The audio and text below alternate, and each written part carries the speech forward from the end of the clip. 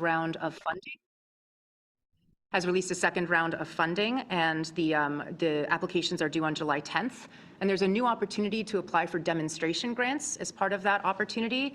And we view that as a really excellent opportunity to begin to test some of the strategies in the safety action plan in more localized contexts. So we're excited if anybody is interested in applying for those grants, please don't hesitate to also reach out to us, in particular the contact on the screen, Rebecca Morgan, rmorgan@ctps.org, because we would love to coordinate with you on those efforts. Next slide, please. So then I'd like to offer some staff updates, and my first one is to introduce a new member of our team. So I wanted to introduce Sarah Philbrick, who I actually don't think is in the room right now. Apologies. I think we're getting her in, but we can come back to that. In the meantime, I'll also announce that we have 2 data scientists that'll be starting in July. So we're really excited to bring on more data science skills and model development skills onto our team. And please, as always, check the careers page for other opportunities. We have also recently reposted the manager position for MPO activities. So before I move on, sorry, Sarah, to call you out. I just wanted to introduce you as the new manager of our MPO planning and policy. This is the group that is sort of reorganized and focused on the programs that we do that are not part of our, they're related to, but not part of our core document programs that we have, the TIP, the LRTP, and the UPWP. These are all the other programs that we engage in, the equity program, resiliency program, and otherwise. So she has a very important and excellent team that she has now reporting to her, and we look forward to having you, Sarah, with us on staff. All right, next slide, please. So just one engagement update. It's not a huge one, but it was actually a very interesting one. I was recently interviewed by a different kind of publication, a business publication, Boston Invest, and I was able to talk a bit about the MPO's work and some of the unique challenges that we have with our transportation infrastructure and also transportation planning in our region. And I was able to really highlight the MPO's work around equity, around sustainability and safety in that interview. And so I believe we will be sharing a link to that article soon, but please, take a look and read it. And I think it's a really nice way to celebrate and elevate the work that you all do on this board. Next slide, please.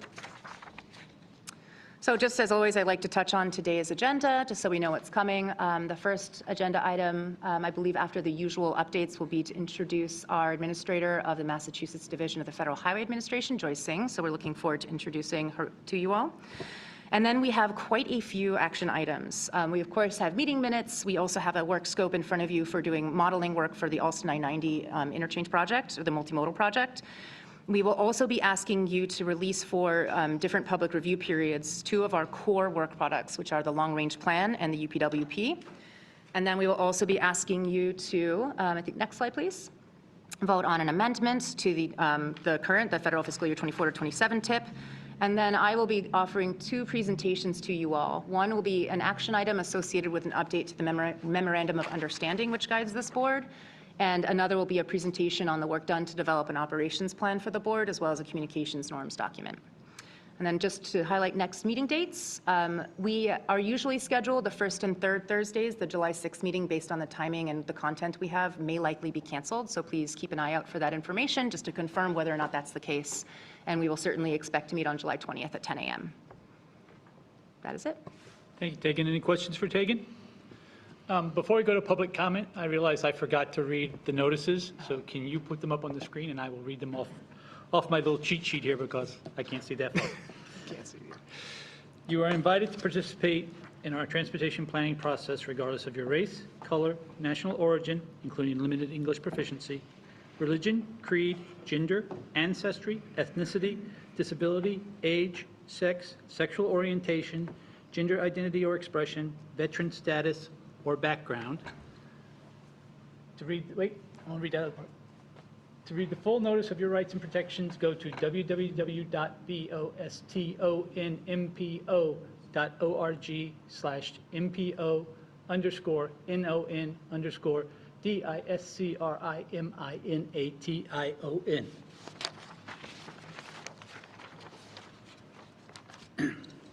All participants will join the meeting with muted microphones. Please rename yourself to include your name, last name, and affiliation. After roll call, board members may mute and unmute themselves. Always remain muted unless actively speaking. To participate in the discussion, please select the raise hand function. Find this by clicking either on the participants button at the bottom of the screen, and a window will pop up with a raise hand button at the bottom, or the reactions button in the toolbar. The chair will then call on participants. If you are on the phone, you can use *9 to raise your hand. If you have any technical difficulties, please contact Stella Jordan via the chat box or at sjordan@ctps.org or at 857-702-3675. This meeting is being recorded. This meeting is accessible to people with disabilities. Zoom products are compliant with exceptions with the following standards: Web Content Accessibility Guidelines 2.1 Level AA standards, and revised Section 508 standards. If you require any additional accommodations in order to participate fully in this meeting, please contact Stella Jordan of the MPO staff via the chat box or at sjordan@ctps.org or at 857-702-3675. Thank you, guys. Next item on the agenda is public comment. Is there anyone in the room who would like to comment at this time? Seeing none, if you want to comment during the meeting, please raise your hand. Is there anyone online who would like to comment at this time? If so, please raise your hand. Seeing none, if you'd like to comment during the meeting, please raise your hand and we will call on you. Next item on the agenda is committee chairs reports. Are there any? Derek Cravat.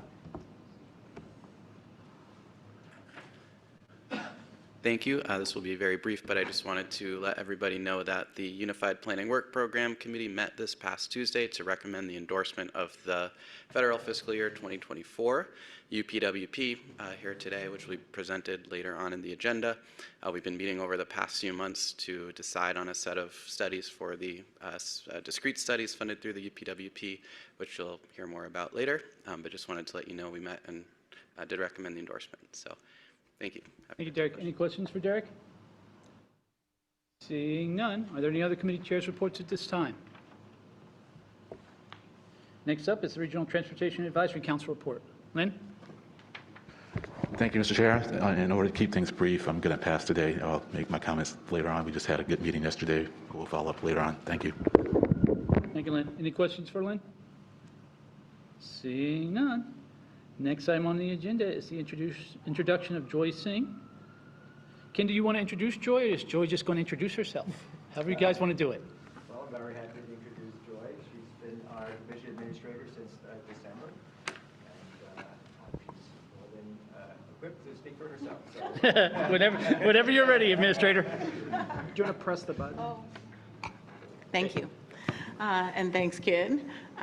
As Ken said, I am Joy Singh. I am the division administrator for FHWA's Massachusetts division. I've been in this role since December, and it has been a joy and a pleasure, and never slow or dull. I will say that. Massachusetts keeps life interesting for us at Federal Highway, but it's wonderful. It's great to work with such a diverse and robust program.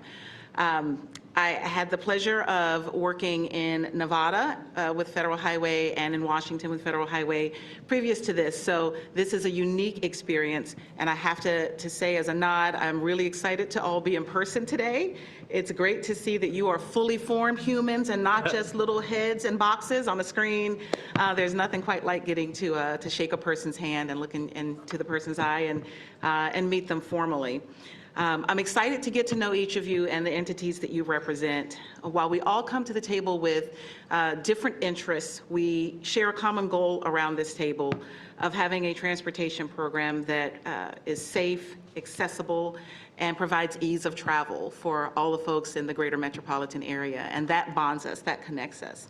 We are especially grateful for your partnership and your cooperation every 4 years as we conduct our Transportation Management Area Certification Review, and are especially excited to see 2 of the agenda items today came out of recommendations that were made in those reviews. And it's just evidence to all the great things that can happen when we work together cooperatively. So we thank you for your cooperation and your partnership as we move the federal side of the program forward. It's supposed to be an introduction, so I will share just a few things about myself. I've worked in transportation directly for over 13 years, serving at state DOT, serving at a transportation consulting firm, and then joining Federal Highway at our headquarters office, working on policy issues before working with our division field offices beginning 3 years ago. All very different perspectives, but I love that I bring different perspectives because it helps me to see a challenge from many different directions, and I hope that that helps me to better serve our community. I am rare for a federal highway leader in that I am not an engineer. I'm an attorney by profession. If a bridge falls down, I am not the person you want to go tell you how to put it back up.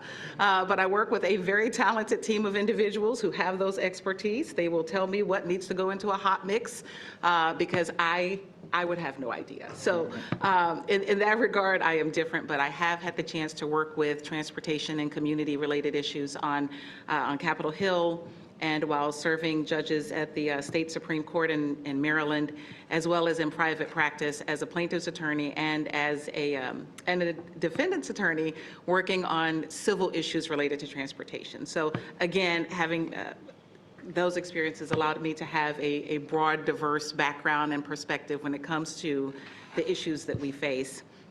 As interesting as some of that may be, none of it is who I am. I am a wife to the most awesome man on the planet. That's indisputable, by the way. I am a mom to 2 grown-ish children. My 24-year-old son is in IT, and he lives in Virginia. My 21-year-old daughter is in media, and she lives in Amsterdam, Netherlands. I keep waiting for them all to move here, but no such plan in the works, it seems. And I am a native Floridian, but now a Bay Stater at heart. So while I was born and raised in the Sunshine State, it really has been a joy to be here. I'm still waiting for the sunshine here to show up, but I have every confidence that it will come. I have a passion for people and the stories that they live, which makes me all the more interested in the work that we do here. Because at the end of the day, what we do is all about people and the lives that they live and how we make those lives easier, better, and more accessible. I am a value-driven leader, which means that I lead from a perspective of my greatest value, which is to make a difference. And again, that is what connects me to the work that we do in transportation. I try to be accessible and approachable to all, and towards that end, I will stop talking and say that I look forward to getting to meet each of you individually and personally. Thank you, Joy. It's great to have you here. Eric, you want to say something? Yeah, I just wanted to say thank you so much and welcome. And I also wanted to just say that over the past year at MAPC and with CTPS, we've had numerous conversations with your staff about all the various federal discretionary grants that are out there. And your staff have been so helpful to us. We've had lots of different meetings trying to understand, eligibility and sort of, what the application processes, and the staff have just been very helpful in connecting us with lots of resources and helping us through the various process. We were obviously awarded a Safe Streets for All Action Planning Grant, which we're really excited, as Tegan mentioned, and so it's been great to work with the staff in the district office. Thank you. Thank you very much. Next item on the agenda is the minutes of May 4th. Can I get a motion and a second from a member to approve the minutes? And please state your name for the record, even though I can see you. Eric Barassa. Eric Barassa, I'll make a motion to approve the minutes. Brian Kane. I guess I second the motion. Thank you, Brian. Any comments, changes, questions, or suggestions? Seeing none, please call the roll. David Moeller, Yes. John Bouchard, John Bouchard, yes. Alex Raymond, yes. Sarah Lee, Hi, this is Sarah Lee. I vote yes. It's also very hard to hear whoever's speaking on the roll. Thank you. Eric Barassa, Eric Barassa, yes. Brian Kane, Brian Kane, yes. Leonard Diggins, Leonard Diggins, yes. Matt Moran, Matt Moran, yes. Jim Fitzgerald, Jim Fitzgerald, yes. Jay Monty, Jay Monty, yes. David Kozis, David Kozis, yes. John Alessi, John Alessi, yes. Rob King, Rob King, yes.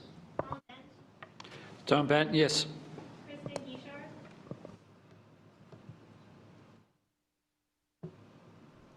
Kristen Guichard, yes. Dennis Giambetti, yes. Darlene Nguyen, yes. Melissa Tintopoulos, yes. Peter Pelletier, abstain. Tom O'Rourke, yes. Thank you. Next item on the agenda is an action item on a work scope for the I-90 Alston multimodal modeling. Ben Dowling, who I believe is online. When you're ready, Ben. Thank you, Mr. Chair. Can you all hear me? Yes, we can hear you. Good. Yeah, my name is Ben Dowling. I work for the Data Analysis and Applications Group at CTPS. I'm presenting the I-90 Alston multimodal modeling phase 1 scope. For those of you who may not know, the I-90 Alston multimodal project involves rebuilding Interstate 90 in Alston, opening up a swath of land for redevelopment in the process, and the construction of a new commuter rail station on the Worcester and Framingham commuter rail line, as well as other transit improvements. MassDOT is currently engaged in the federal environmental permitting process, and the work CTPS will perform will be in support of that environmental permitting. This is this scope is for $116,000, which is a portion of the MassDOT on-call support contract, which I believe is $400,000. The work expands on past work performed by CTPS in support of the Alston I-90 project. The scope is for travel demand forecasting work and is broken out into 4 tasks, with 2 of them being the heart of the project, those being a future year no-build forecast and an opening year no-build forecast. This is the first phase of the project, and it is anticipated that subsequent work will follow. I'm happy to entertain any questions that any of you may have. Thank you, Ben. Any questions for Ben from the members? Ken Miller. Thank you, Mr. Chair. I just want to say greatly appreciate moving forward on this project. I think I understand though it's the first phase. These are both no build scenario testing. So I think it would be great as you move into the next phases that the inputs to those phases are always of great interest to us and folks on the task force, so that when we get to those phases, it would be great if we could have some kind of, if in the work scope or some other way, some fashion, we have a good sense of what the inputs would be in terms of commuter rail scenarios, interchange scenarios, those kinds of things. So I'm looking forward to this, and thank you very much. Thank you, Ken. Any other questions or comments from the members? Seeing none, can I get a motion and a second to approve this work scope as presented today? Brian Kane. So moved, Mr. Chairman. Eric Barassa. Second that. Motion has been made and seconded. Please call the roll. Hopefully this is better. David Moeller, Yes. John Bouchard, John Bouchard, yes. Allie Clayman, Sarah Lee, Sarah Lee, yes. Eric Barassa, Eric Barassa, yes. Brian Kane, Brian Kane, yes. Leonard Diggins, Matt Moran, Matt Moran, yes. Jim Fitzgerald, Jim Fitzgerald, yes. Jay Monty, Jay Monty, yes. David Kozis, David Kozis, yes. John Alessi, John Alessi, yes. Rob King, Rob King, yes. Tom Bent, Tom Bent, yes. Kristen Guichard,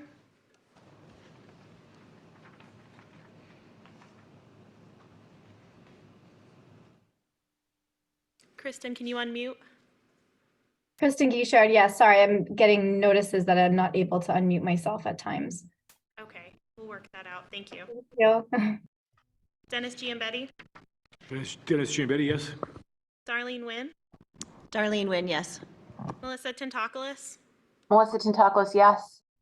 Peter Pelletier, Peter Pelletier, yes. And Tom O'Rourke. Tom O'Rourke, yes. Motion carries, Mr. Chair. Thank you.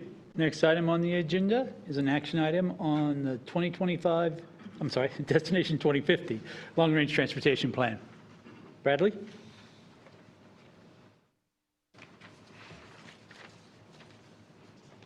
Thank you, Mr. Chair. Good morning, everyone. It's nice to see you all. My name is Bradley Putnam, and I'm here with my colleague Betsy Harvey to present to you a draft of Destination 2050, the MPO's long-range transportation plan. So I'd like to give you a summary of what's in the long-range plan in this draft, and then we'd be happy to take any questions, and then we'd like to ask you please vote to release the long-range plan for a public comment period.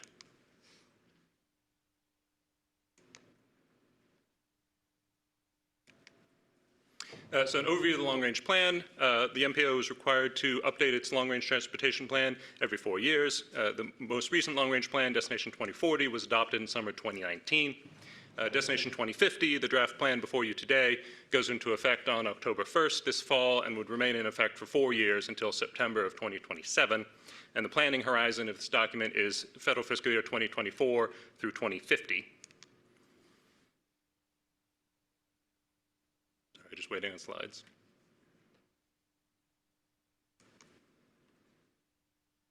There it is.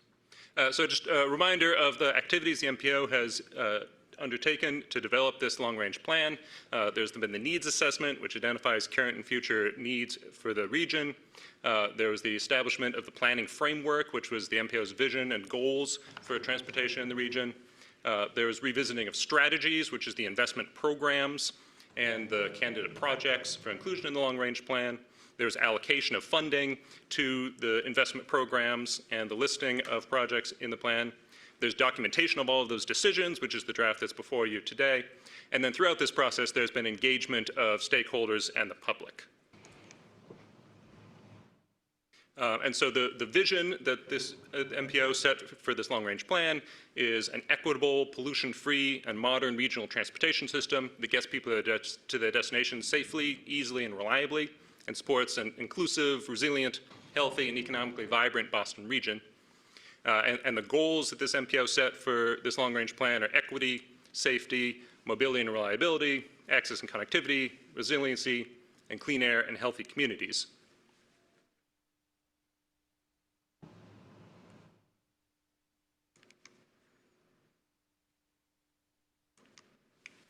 And so the MPO also created investment programs as part of this long-range plan for complete streets, major infrastructure, intersection improvements, bicycle network and pedestrian connections, transit transformation, community connections, and bike share support. And the MPO voted to allocate funding to each of those investment programs. For most of the length of the long-range plan, the allocations are what is shown in the center column on the slide. 45% of funding would go to the Complete Streets program, 30% would go to the Major Infrastructure program, 12% to the Intersection Improvements program, and so on. There would be different allocations in the time band of 2029 through 2033, of 30% to Complete Streets, 47% to Major Infrastructure, 10% to Intersection Improvements, and so on down that right column. And the reason for the different allocations in that second time band was to accommodate the anticipated cost of the projects that are listed in that second time band. So the projects that are listed in the long-range plan are shown on this slide. The first 4 projects on the list are part of the first time band in the long-range plan: Route 1 at University Avenue in Norwood, Interstate 495 and 1A ramps in Wrentham, Rutherford Avenue in Boston, McGrath Boulevard in Somerville. Those 2 projects, Rutherford Avenue and McGrath Boulevard, are listed in 2 time bands, 2024-28 and 29-33. The 2 projects after that, in Framingham and in Lexington, are listed in the second time band, 29 through 33. And then the final 2 projects on the list, Alston Multimodal in Boston and Interstate 495, 990 in Hopkinton, are projects that are outside of the MPO's fiscal constraint. All the projects you see above those, the first 6 projects, are within the MPO's fiscal constraint in the long-range plan. And there's been public engagement activities that have taken place throughout this process of developing this long-range plan. The MPO conducted 2 public surveys. There was a survey on vision, goals, and objectives. And there was a survey on investment priorities. There were focus groups about big ideas for scenario planning.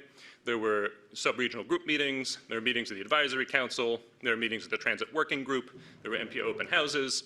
and there are individual meetings and interviews with advocacy and community-based organizations. And all the feedback that was collected in all of these public engagement forums helped to inform the development of the draft long-range plan that's before you today. Now I'd like to ask my colleague Betsy Harvey to come forward to talk about the equity analysis in the long-range plan.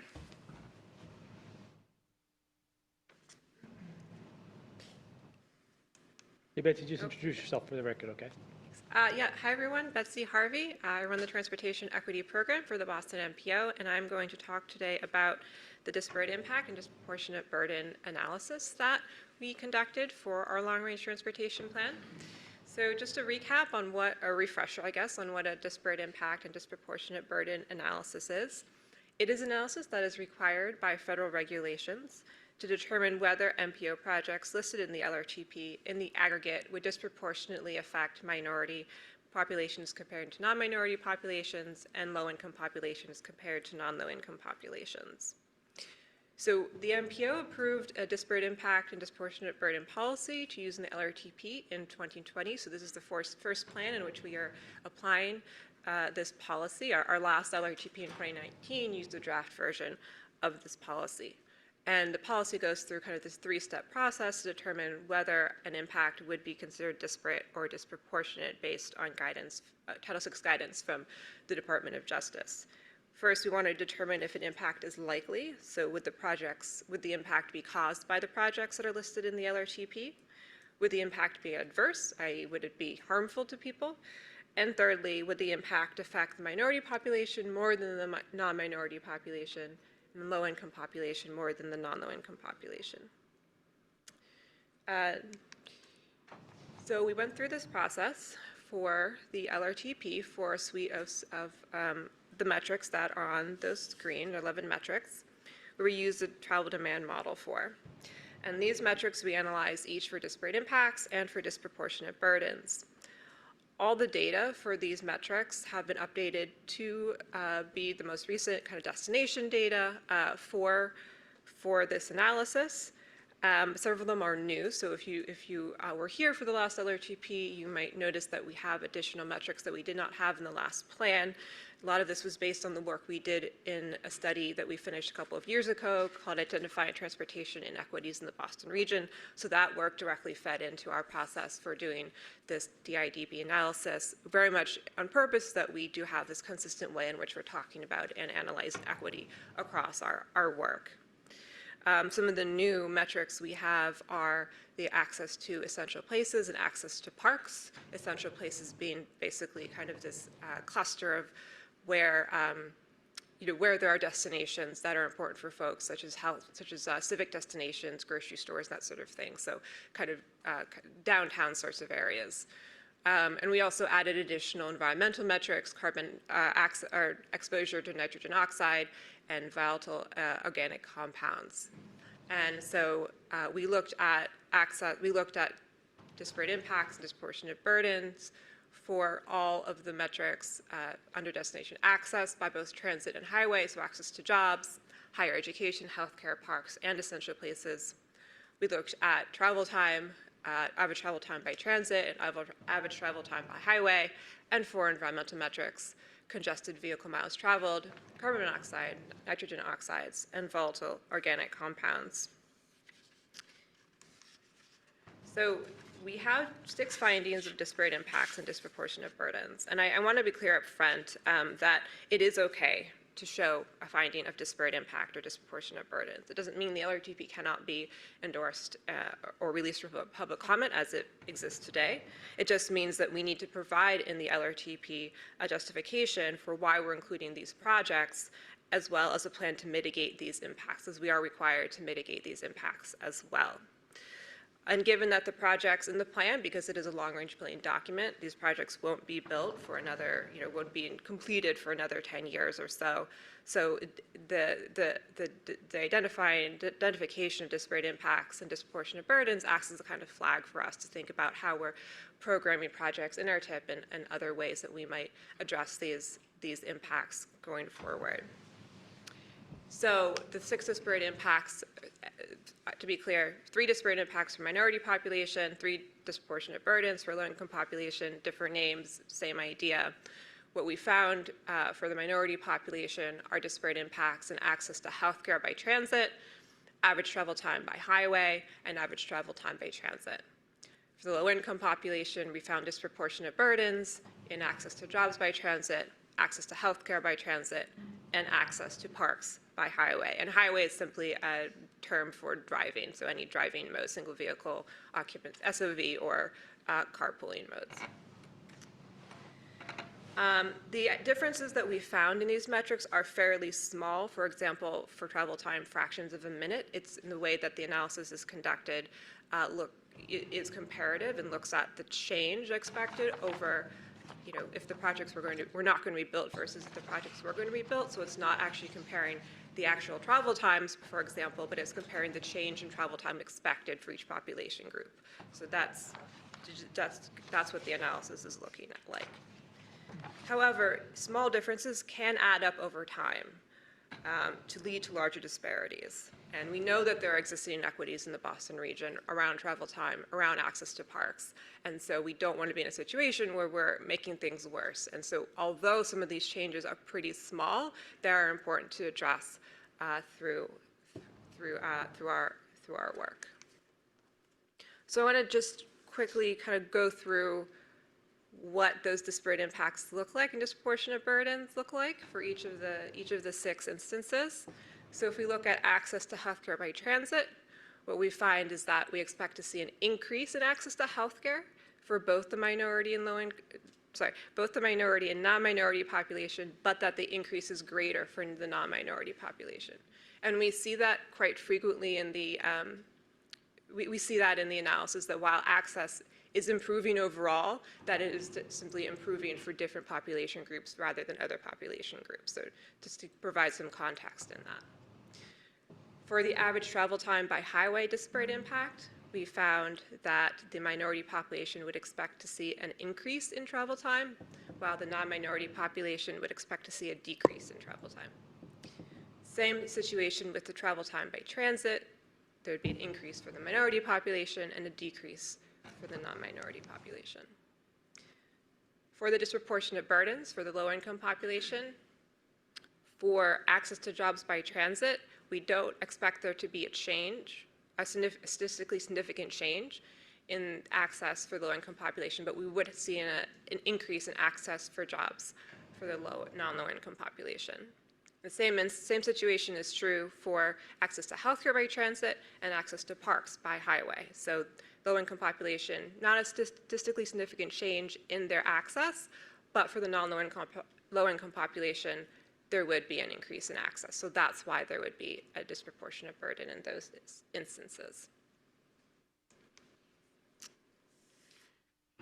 So I'm going to talk now about what we would do to address the disparate impacts and disproportionate burdens, which we want to document in our long-range plan, and then I will update our long-range plan after this meeting to reflect the conversation that goes on here today. Our federal requirements and the MPO's DIDB policy state that we must provide, it's called a substantial legitimate justification for keeping the projects in the LRTP as they are today if we are finding a disparate impact. We can address those disparate impacts and disproportionate burdens in 3 different ways. You can avoid them, which would essentially mean deciding to replace some projects with other projects to completely eliminate any disparate impacts. You can minimize them, or you can mitigate them. The option that we recommend for this board, for this MPO, is the mitigation option. As part of the disparate impact findings, we need to provide a justification for doing so. And as I said, I'll add that to the LRTP after feedback from the board, and we recommend the mitigation route and that the projects listed in the LRTP stay as they are. The projects that are in the LRTP fit the MPO's major infrastructure definition, and the MPO also must ensure the LRTP is endorsed in time for it to be approved and enforced by October 1st. We plan to mitigate the disparate impacts and disproportionate burdens through the next TIP, the 2025 to 29 TIP, which is a more appropriate mechanism than changing projects in the LRTP.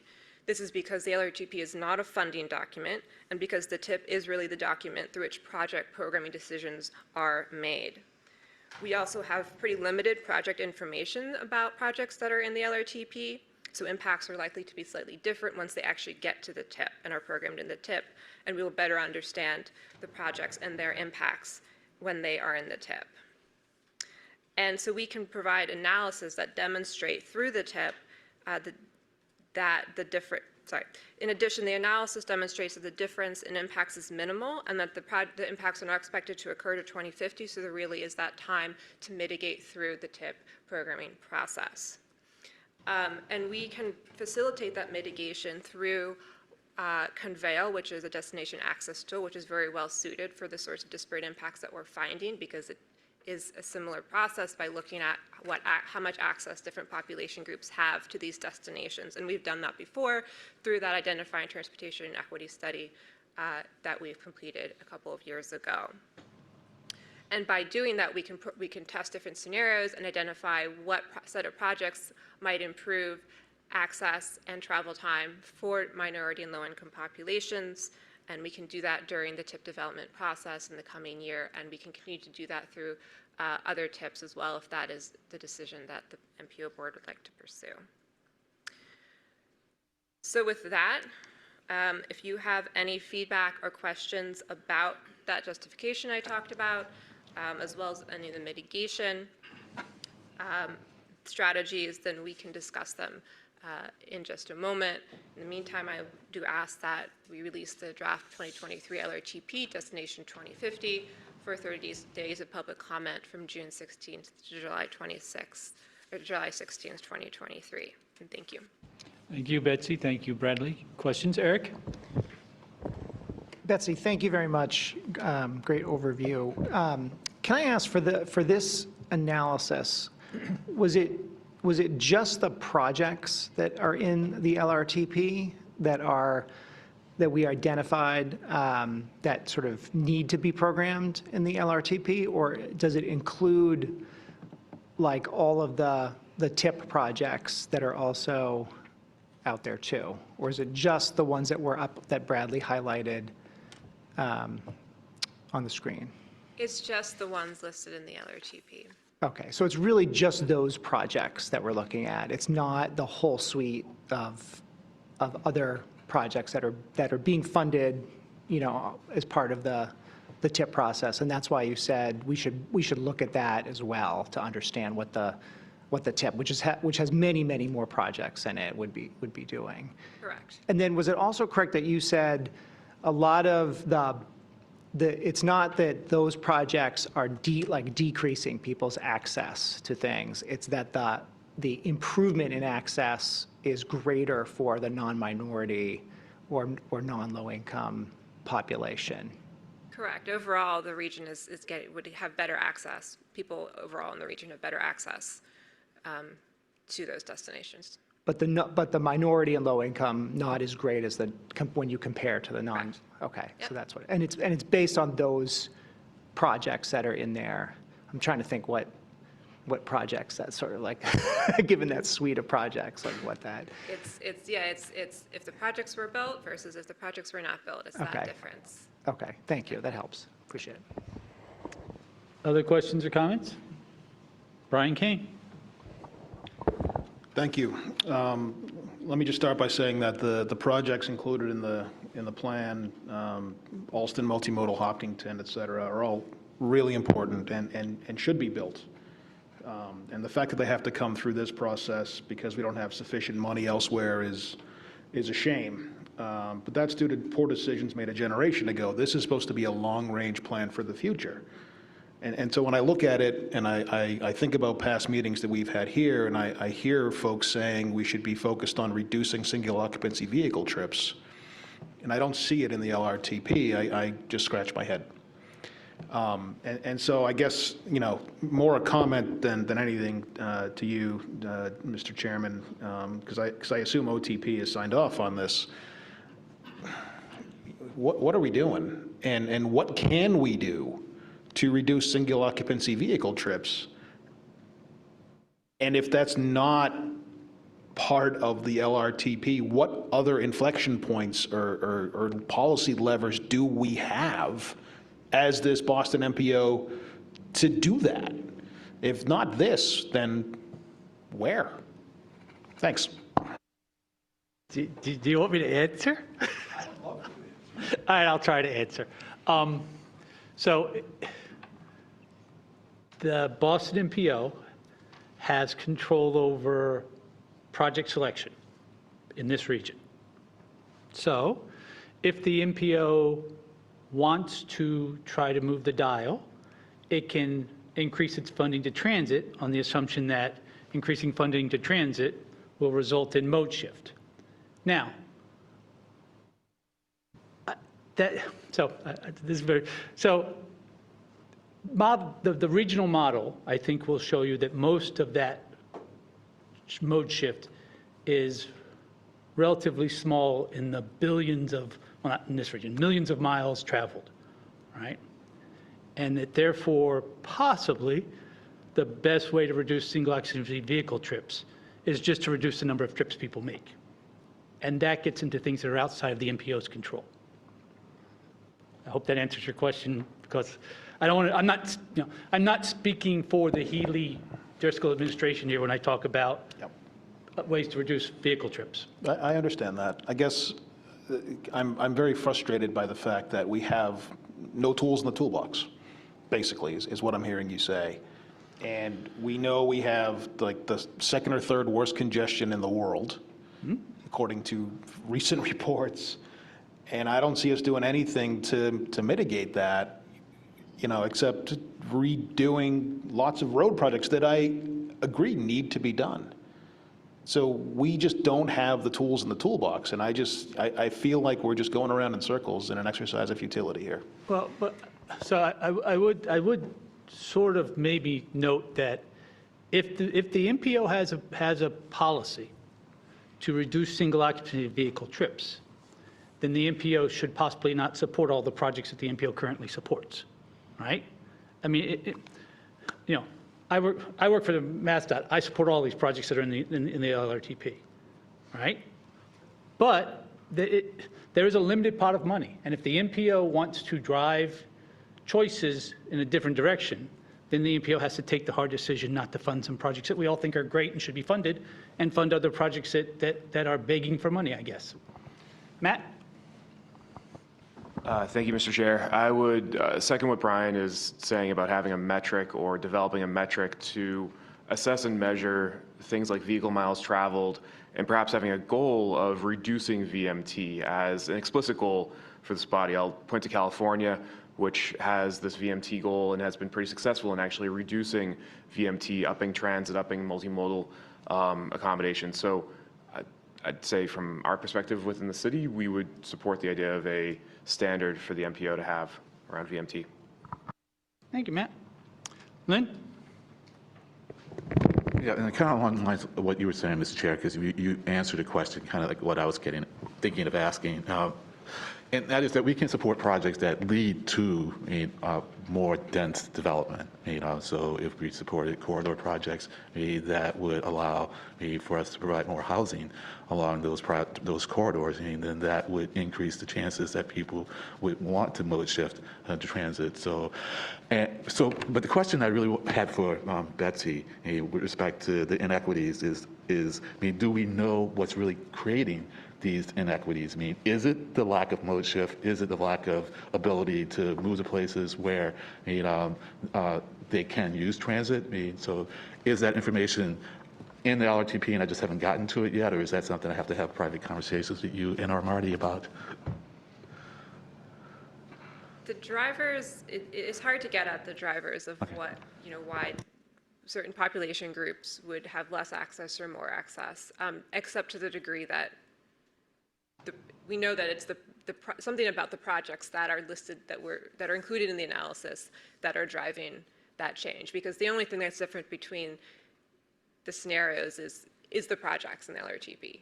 What specifically about those projects, that are driving access or lack of access or differences in access, is probably quite complicated. I mean, one part of it not to forget is that it also includes, the analysis also takes into account where people live, right? And so, people living closer to a project might benefit more from that project.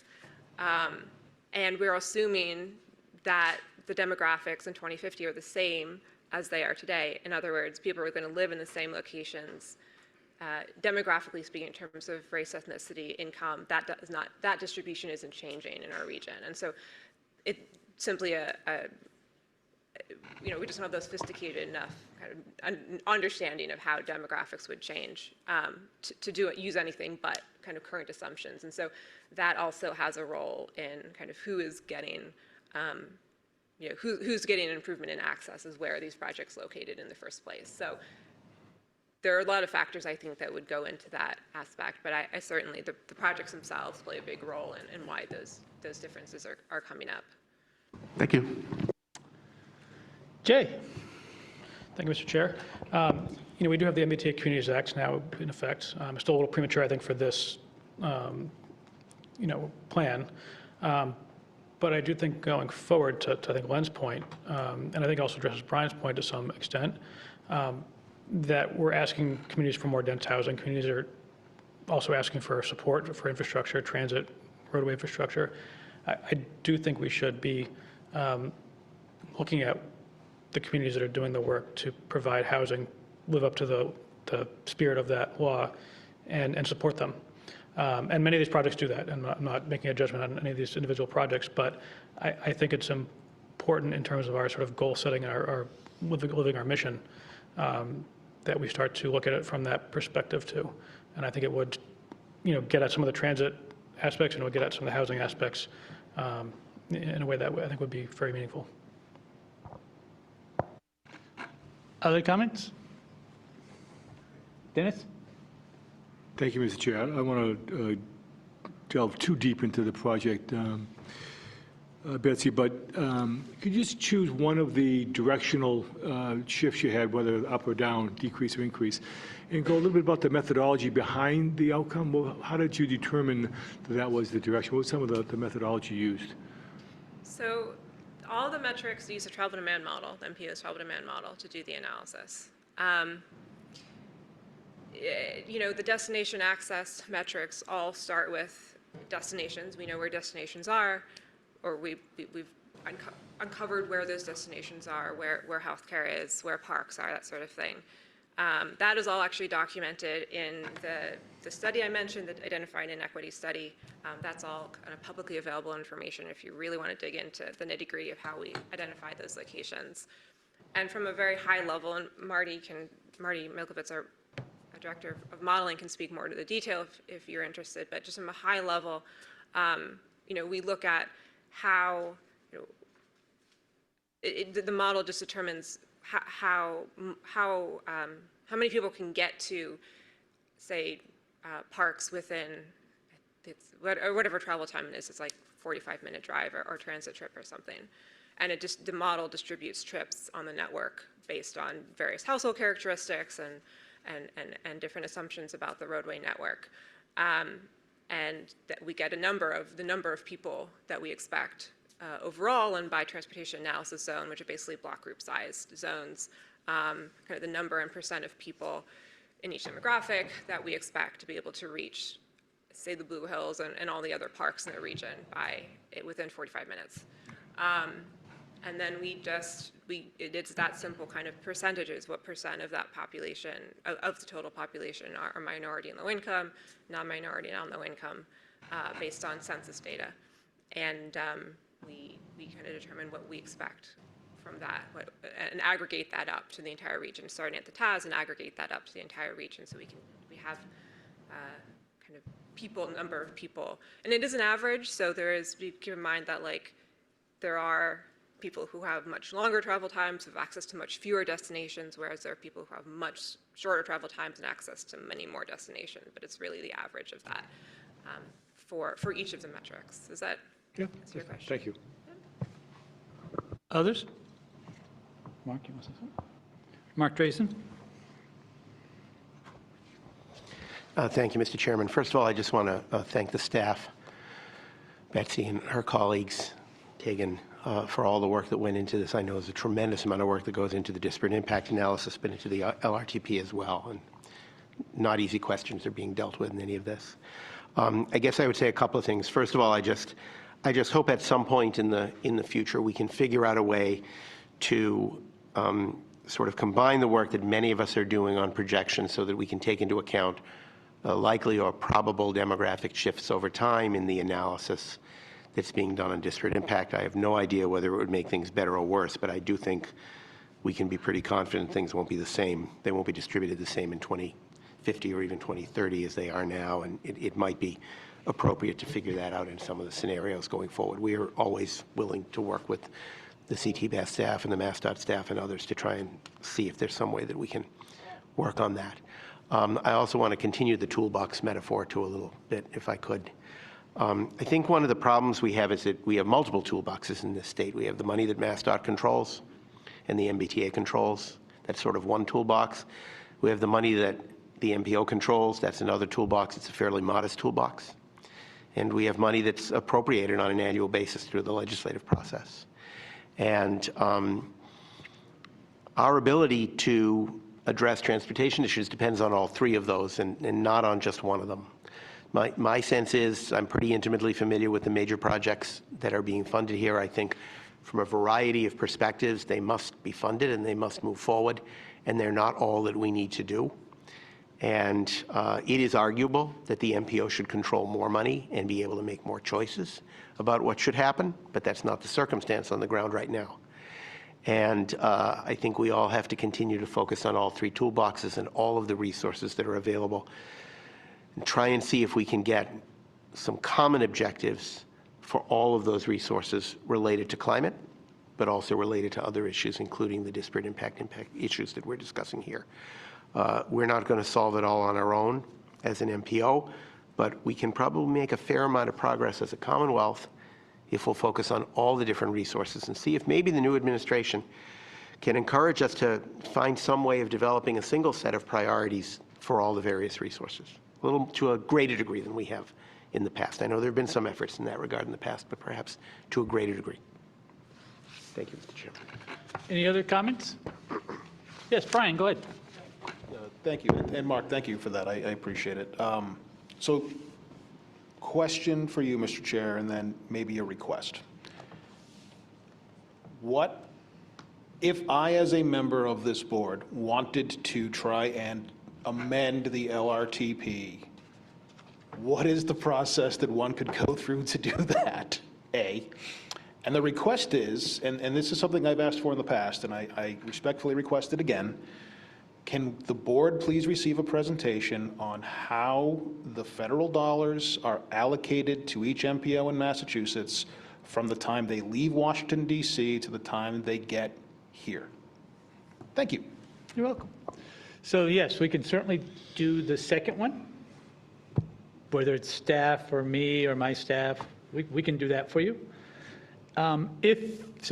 To answer your first question, it's a little difficult. It depends on what type of amendment you'd want, right? Like if you want to amend the policies like Matt said, say, as an example, and just say, in addition to the goals, we should have a goal that says we're going to reduce BMT, I'll pick a number, by 20%. You know, that you can do during this time. You can do it at the next, when we adopt the plan. You know, staff would then have to figure out what that means for the rest of the plan, but that you could do, right? If you want to do project changes, you can do that too. Again, there's two ways to implement that. One is to change the funding categories on the chart Bradley put up that said we're going to spend however much percent on transit modernization and however much percent on highway expansion or whatever other projects it has in it. And it's not highway expansion, it's, I think, expansion, or major projects. You could change that, right? And then theoretically, as long as the MPO remembers to bind itself by that when they do the tip, you have effected a change in project priorities. Similarly, even though everybody here loves all the projects that are in there, you could look at them and say, you know what? I can pick out two that I don't, and I'm not telling you which two I can pick out, but we could all pick out maybe two that we'd say don't serve minority communities, don't serve low-income communities, and maybe we could spend our money in someplace better. Now, I'm not saying that's what we support as MassDOT, okay? But you could do any one of those three things at any point in this process that you as a member choose. You're welcome. Any other questions or comments? Yes, Matt.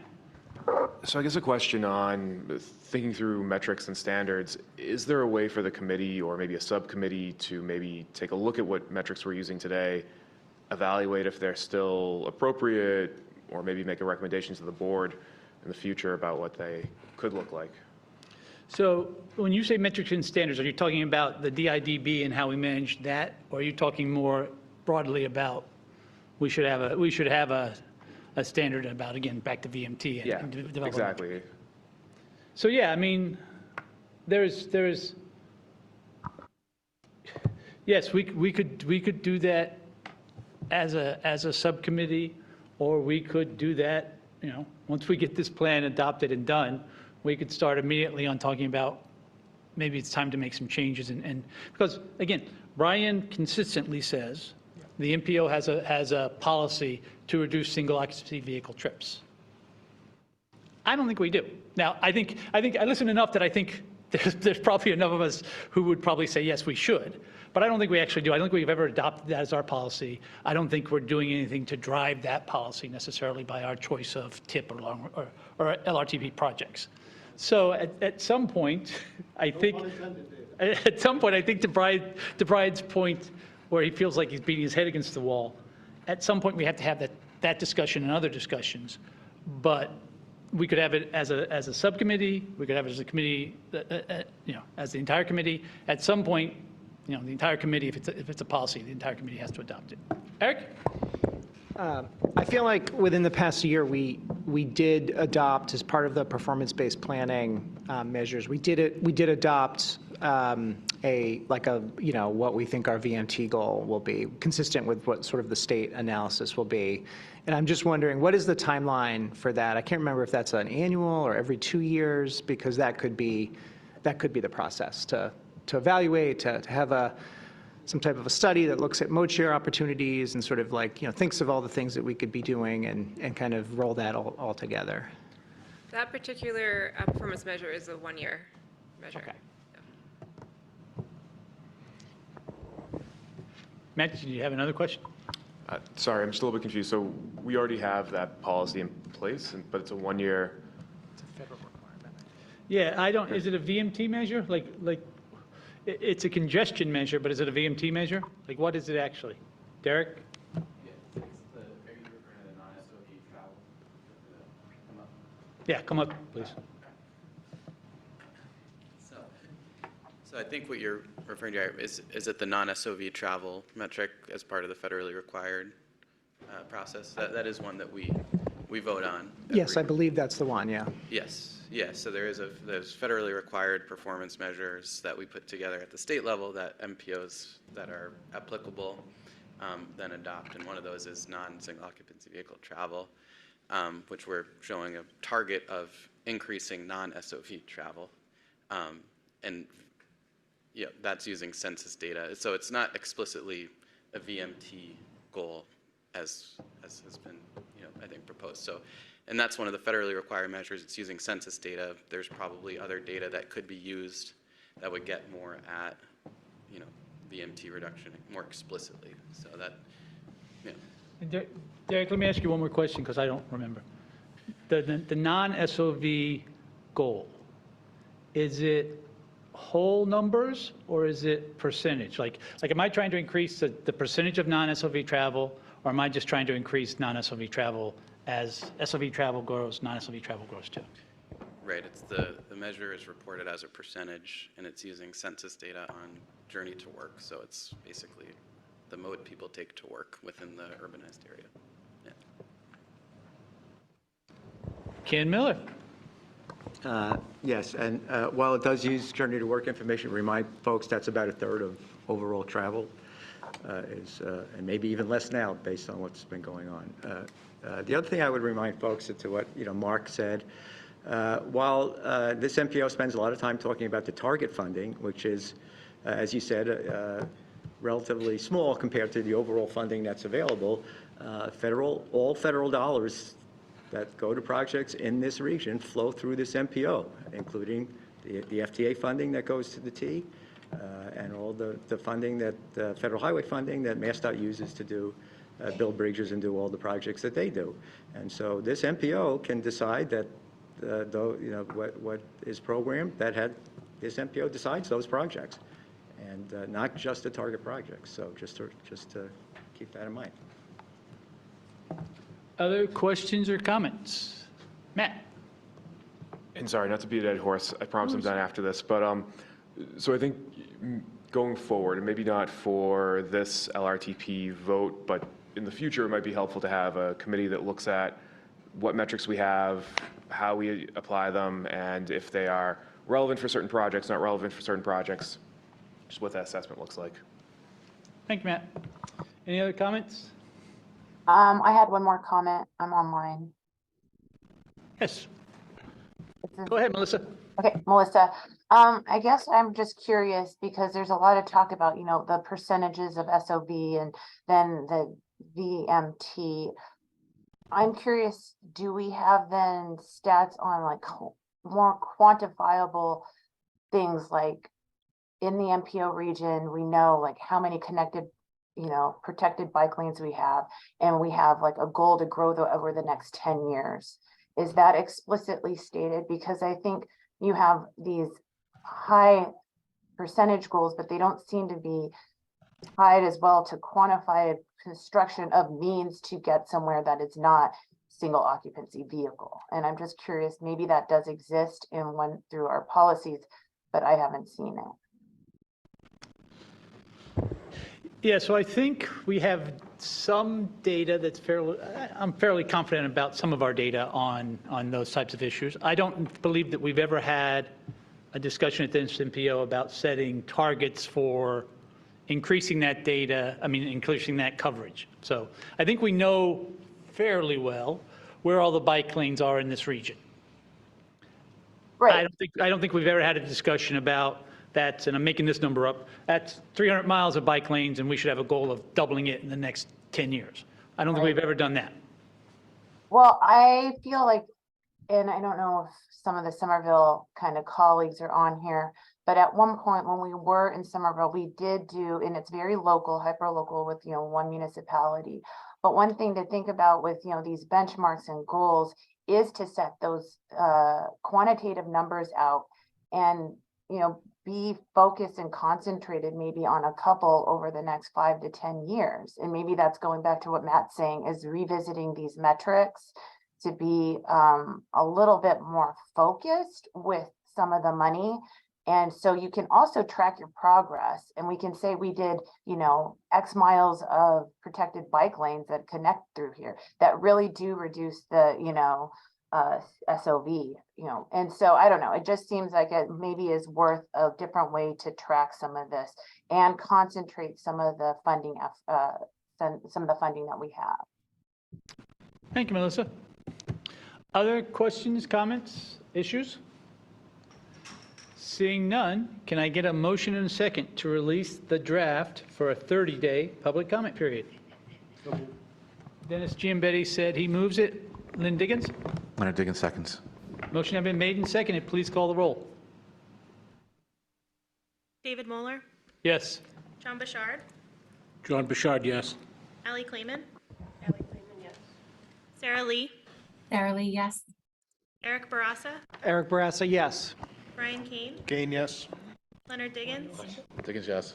Matt Moran, Matt Moran, yes. Jim Fitzgerald, Jim Fitzgerald, yes. Jay Monty, Jay Monty, yes. David Kozis, David Kozis, yes. John Alessi, John Alessi, yes. Rob King, Rob King, yes. Tom Bent, Tom Benton, yes. Kristen Guichard, Kristen Guichard, yes. Dennis Giambetti, Dennis Giambetti, yes. Darlene Wynn, Darlene Wynn, yes. Melissa Tintakoulis. Melissa Tintakoulis, yes. We now have Chris Diorio. Chris Diorio, yes. Sorry I'm late. It's okay. Peter Pelletier Peter Pelletier, yes. and Tom O'Rourke. Tom O'Rourke, yes. Motion carries, Mr. Chair. Thank you. Thank you, Bradley. Thank you, Betsy. Next item on the agenda is an action item to release the 2024 Unified Planning Work Program. Srileka, when you're ready. Excuse me, I'm sorry. Good morning, members of the board. My name is Srileka Murthy, and I'm the manager of the Unified Planning Work Program. Today, I'll be giving a short presentation on the federal fiscal year 2024 draft UPWP, at the end of which I will request that you vote to release the document for a 21-day public comment period. So I'm just going to give a brief overview of our timeline up until this point. Staff began development of the FFY 2024 UPWP in the fall of 2022 with our sub-regional outreach and engagement activities. We opened our public-facing survey in November of 2022 and closed it in February of this year, and additionally administered an internal staff survey during this same timeframe. We received about 76 study ideas in total. Concurrently, staff began developing program descriptions and budgets for tasks in the upcoming year and facilitated conversations on what kind of work may be undertaken in the next fiscal year. In March of 2023, staff presented the raw universe of proposed studies to the Regional Transportation Advisory Council and the UPWP Committee. We also learned of our preliminary program budgets, including the discrete studies program. Through the month of April, staff worked with the committee to develop the final list of studies to fund, while internally working on finalizing program and task descriptions. So this brings us to today. The FFY 2024 UPWP programs about $7.1 million between CTPS and the Metropolitan Area Planning Council. Continuing a trend from last year, this UPWP focused on increasing funding to existing programs to ensure staff's ability to respond quickly to emerging needs. This additionally allows staff the space to innovate within their programs, pushing the MPO's goals forward. Some programs doing this work include the Public Engagement Program, funded at $296,000, the Climate Resilience Program, funded at $76,000, and the Multimodal Mobility Infrastructure Program. If you may remember, this is new as of federal fiscal year 2023, funded at $336,000. Beyond ongoing programs, this UPWP additionally funds 4 discrete studies. These are lab and municipal parking phase 2, parking and bike lanes, strategies for safety and prevention, strategies for environmental outreach and engagement, and applying conveyal to tip project scoring. These studies and scopes were chosen with the input of many people, not least of which were the members of the UPWP committee. So thank you all for your input and guidance. On Tuesday, June 13th, the UPWP committee voted to send the FFY 2024 UPWP to this board. Today, I am requesting that this board vote to release the draft FFY 2024 UPWP for a 21-day public comment period. This would begin tomorrow at noon and end on July 7th. I will come back to the committee to request their endorsement on July 13th, and finally request endorsement from this board on July 20th. So with that, I'm happy to answer any questions. Thank you so much for your time. Thank you. And I'll note earlier, Derek Cravat, the chair, did note that the UPW committee recommends approval. Comments, questions? Seeing none, can I get a motion to release the UPWP for a 21-day public review process? Lynn Diggins. Because it's my favorite committee, I happily recommend or ask that we approve its release. Thank you. Is there a second? I'd like to second that motion. And also, just wanted to comment and thank staff for all their hard work on this. Thank you very much. It was well done. Thank you. Motion has been made and seconded. Please call the roll. David Muller, Yes. John Bouchard, John Bouchard, yes. Allie Clayman, Allie Clayman, yes. Sarah Lee, Sarah Lee, yes. Eric Barassa, Eric Barassa, yes. Brian Kane, Brian Kane, yes. Leonard Diggins, Leonard Diggins, yes. Matt Moran, Matt Moran, yes. Jim Fitzgerald. He stepped away. Jay Monty, Jay Monty, yes. David Kozis, David Kozis, yes. John Alessi, John Alessi, yes. Rob King, Rob King, yes. Tom Bent. Tom Bent, yes. I believe we lost Kristen Guichard. Dennis Giambetti, Dennis Giambetti, yes. Darlene Nguyen, Darlene Nguyen, yes. Melissa Tintakoulis, Yes, Melissa Tintakoulis. thank you. Christy Orio, Christy Orio, yes. Peter Pelletier, Peter Pelletier, yes. and Tom O'Rourke. Tom O'Rourke, yes. Motion carries, Mr. Chair. Thank you. Thank you, Sharlika. Next item on the agenda is an action item on the 2023 to 2027 TIP, Amendment Number 6. Ethan Lapointe. Thank you, Mr. Chair, and good morning, everybody and board members. My name is Ethan Lapointe. I am the Transportation Improvement Program Manager for the Boston Region MPO.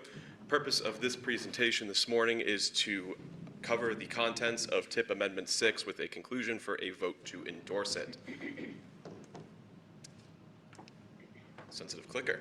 To summarize the contents of Amendment 6, for the federal fiscal year 2023 program, namely the statewide highway program, Amendment 6 proposed a grant programming for the City of Salem's ferry retrofit project, funding source adjustments within the MBTA's program for Lynn Station Improvements Phase 2 and the Forest Hills Station Improvement Project, and cost changes for the Lynn-Nahant Northern Strand Extension Project. There is also a new start year for a grade crossing project in Framingham, namely an acceleration for the Route 126 grade crossing project out of federal fiscal year 2024 into federal fiscal year 2023. To summarize public comments received for Amendment 6, staff received one comment during the public comment period, which lasted 21 days from May 19th to June 9th. This comment expressed support for the cost increase and additional funding for the Lynn-Nahant Northern Strand Extension Project.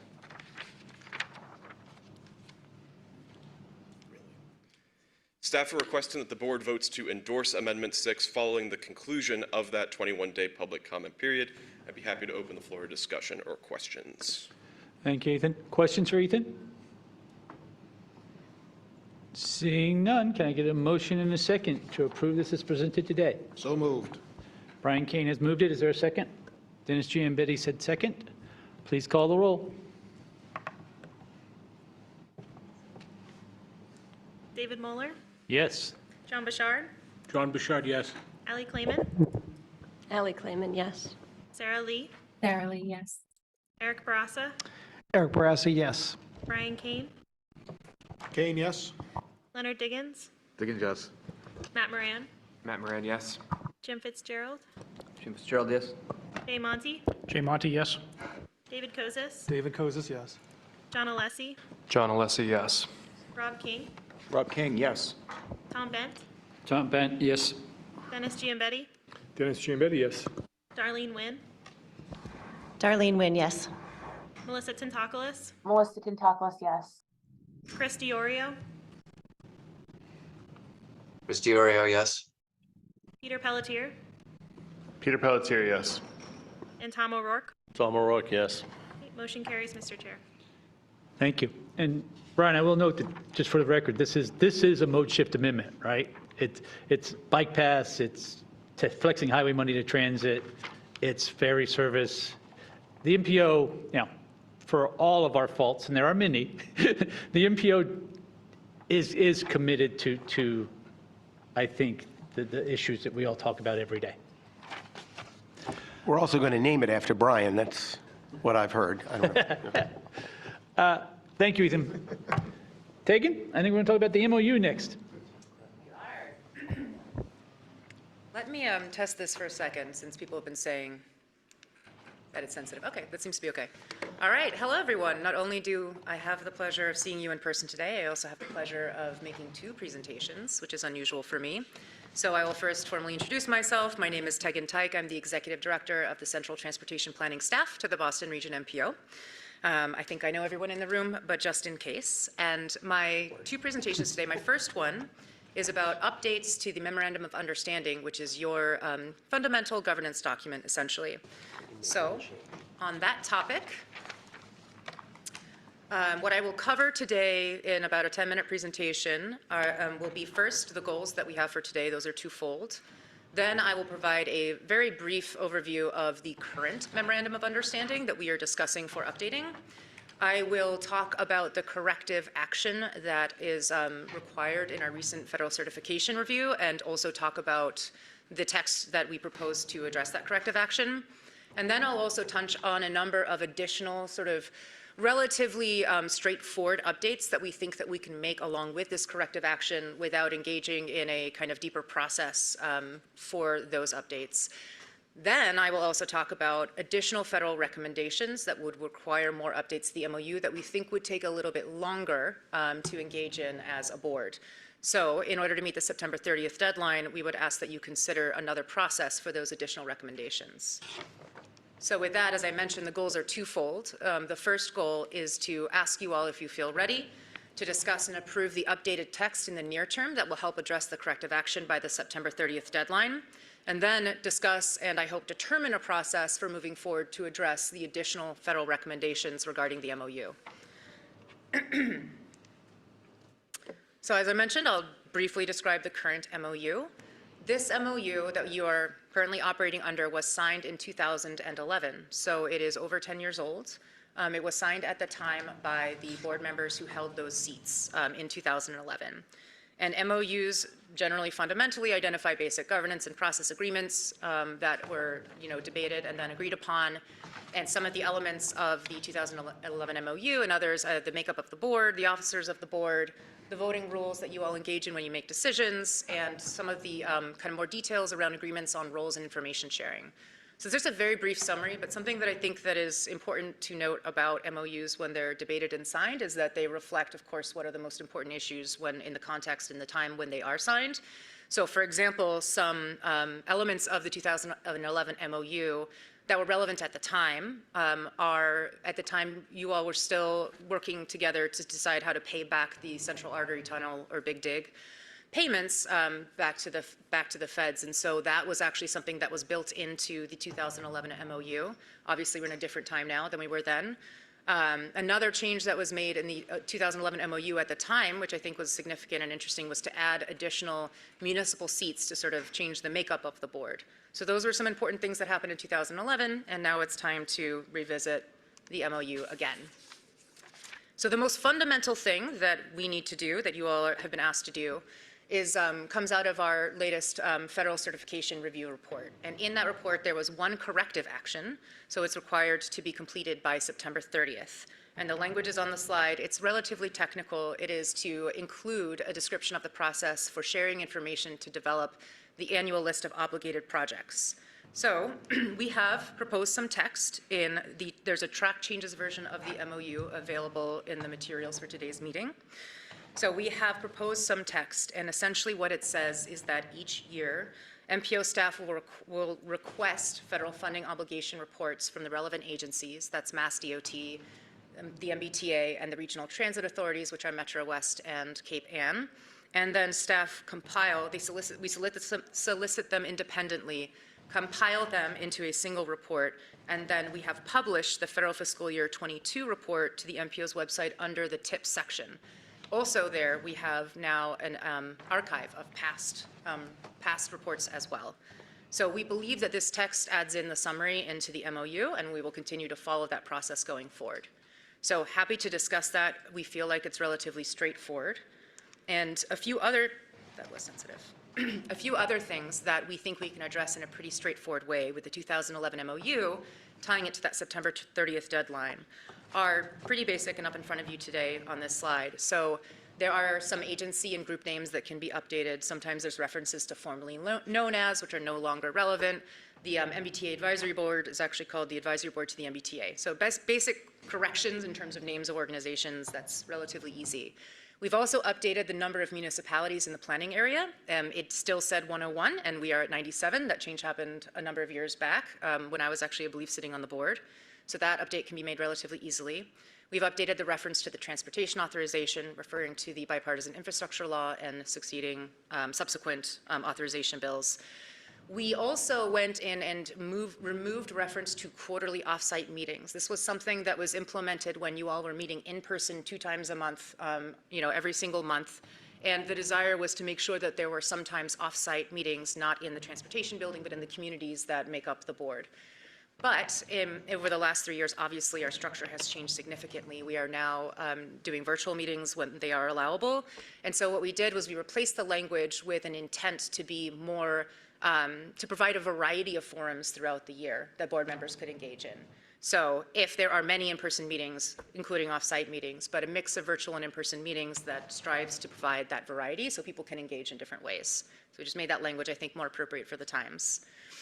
There are some references to programs and projects that have ended, and so we have removed that language. I already mentioned the Central Artery Tunnel project. That's not really relevant anymore. In addition, there are some federal programs that don't exist, the Job Access and Reverse Commute and New Freedom program, so we removed those references. And then also there was a kind of a minor update in timing that was simply not feasible. So one of the things we discussed when we did the operations plan was timing around reporting information to the board. There's a requirement in the MOU to report on the prior federal fiscal year projects and kind of the progress of those projects before voting on the TIP. But the MOU said that that would happen in the fourth quarter. You don't vote on the TIP in the fourth quarter. You actually vote on the TIP earlier than that. And so we just updated the language to be consistent with that it would be before the TIP. So thank you for bearing with me for describing those. I want to make sure that we didn't miss any of those. But again, I believe they're relatively straightforward, but I'm happy to hear otherwise if you feel differently. So then I mentioned that there are some additional recommendations that were in not only the federal certification report, but those are the ones that I'll talk about here, but also in some of the forums you've had lately, the TIP ad hoc committee, for example, also in the development of the operations plan. There's some topics that have come up, but they require, I think, a bit more deliberation and conversation and process than what I'm presenting to you so far. And so I wanted to summarize again for you all the federal recommendations for what to address in the MOU and then talk to you about a process that you might want to engage to address these. So one of them is establishing the right level of detail vis-a-vis the operations plan. When the recommendation was made, the operations plan was still in development. Now we are presenting you with a draft of that plan, the presentation after this one. And so there could be some work to look at the MOU and take some of the language out of the MOU and place it in the operations plan because the approval processes for those documents are very different. The MOU requires signatures. The operations plan can be updated by a vote. So just very different. So if there's more details that are kind of updated on a more regular basis, they probably fit a bit better in the operations plan. Another recommendation, so there was already a recommendation to correct outdated language, and I talked about some ways in which we could do that already. Those, I think, are the low-hanging fruit items. There are other ways in which, as the operations plan was developed, there's some language that could be brought better in alignment with what the intent was behind the operations plan. So that sounds a little bit vague, but there really could be some further work looking at the language and aligning these documents better and kind of better matching the intent of those conversations. Also before I move on, there's also, I would say, some outdated language around the Regional Transportation Advisory Council. There's quite a lot of language in the MOU about how it operates and interfaces with the board, and I think that we need to update that to better reflect how the Advisory Council is operating today, and also consider what language should be in the MOU versus the operations plan. There is also a recommendation to add context for sharing information about FTA funding. So right now, the way the MOU is written, it sets out expectations for how information about the federal dollars and the allocation of those federal dollars is brought to both the annual MARPA, the Massachusetts Association of Regional Planning agency meeting, plus then to the board. But it doesn't say a lot of specific things about the FTA sourced funding. And given that the FTA funding makes up about, I think, $4 of the $6 billion or so of the total funding that is approved, not target funds, but the entire TIP, regional TIP that's approved, it seems relevant to talk about that and to set out some processes for that. So we could work with our TAs and MBTA to work on how to get that information shared. Another recommendation, and this has actually carried over for multiple certification reviews, is a recommendation for the board to continue to discuss and establish the role of the RTAs, Metro West and Cape Ann, in terms of their role in decision-making on the board. There's also a recommendation to update and commit to a new review cycle. Right now it is annual. I will say that that has not happened and probably is a little excessive. The operations plan contains a review cycle of every 4 years, which lines up with the federal review process. It also lines up with the long-range plan timeline, so that would be good to consider, I think, for the MOU as well. And I think. And this is not exactly a recommendation to introduce language into the MOU, but it was in our federal certification report in this section and talking about governance. And our federal partners noted that board members have asked for more opportunities to be exposed to other MPOs and how they operate. and how they're run, and just sort of to learn more about the variety of practices across the country. And I will say they are incredibly varied across the country. And so perhaps we can build in some of that exposure into a process to discuss further the MOU or some other way in which you see fit. So to talk about a process that we can engage in to address these longer term, not the September 30th things we're asking you to decide upon, but these longer term potential improvements, the chair, the vice chair, and I met to talk to sort of propose a straw proposal for you all, a potential process that you can engage in. And again, you could discuss, react, and change that, but I think it's useful that we got together to talk about an idea, and I'm going to present that now. So one way in which you could decide to address those additional recommendations could be to establish an ad hoc committee, and that ad hoc committee could be responsible for developing the framework for the process to further update the MOU. And what I mean by that is that when we did the operations plan, one of the first things we did was bring a memo to the full board that talked about the content and the different topics that could be addressed in that. So there could be an ad hoc committee that comes together to develop that. And also, that's the topics, and also potentially the format that discussion would happen, whether it be in committee, whether it be at the full board, what that would look like. So it could be a set of monthly meetings over the summer, and this ad hoc committee could potentially, in the first month, review the existing materials, discuss the topic areas in July. In August, really finalize and firm up those topic areas. And then in September, really talk about the framework for having the conversation and the target time frame, and then come back to the full board with those ideas and recommendations for you all to decide on a process in, say, October. That, I believe, is where I'm going to go back to the goals for today. So again, we have two kind of phases here. There's the near-term corrective action and updated text that we hope will complete by September 30th. And then there's that longer process discussion. Mr. Chair, I can turn it back to you. Thank you, Tegan. Questions, discussion, comments? Yes, Lynn. Well, I support this. I mean, I think it's really good. I mean, especially the first part, I mean, that we can go ahead and approve the updated text. And I think, I mean, perhaps the concern to the public and other, well, the public non-board members is the element regarding us having board meetings in other locations. And I think it makes sense that we continue doing what we're doing. And I think especially since we got commendation on the public engagement process, I think we are doing a lot more now, in terms of engaging the public in ways that are more interesting and more effective. So I think we don't have to shy away from making that change. So I'm even more supportive of it. So thank you. Tom? Ben? I'd like to also show my support for this, especially the additions and the recommendations. The one that kind of hits home for me is more involvement with other MPOs. I know when I was chair of the Somerville Housing Authority, some of the best ideas that we got were going to meetings with MPOs, so housing authorities outside of Massachusetts. I know one of the a major project that we did in Somerville came out of the Chicago Housing Authority. And it was, I remember when we went back to the state and they said, well, then the state had talked to us about thinking out of the box. So this was thinking out of the box. Well, we've never done that before. And we got support of the governor and, DHCD and HUD. And we were able to, it was the first time square footage was actually added to existing buildings, I think in the state. So it was a great project. But that was just a kind of a good example of reaching out and kind of getting out of your own zone. So that one, I know I've pushed for that over the years. So, but overall, definitely support this. Thank you, Tom. Any other questions or comments? So seeing none, can I get a motion to approve the corrective action changes that Tegan presented today?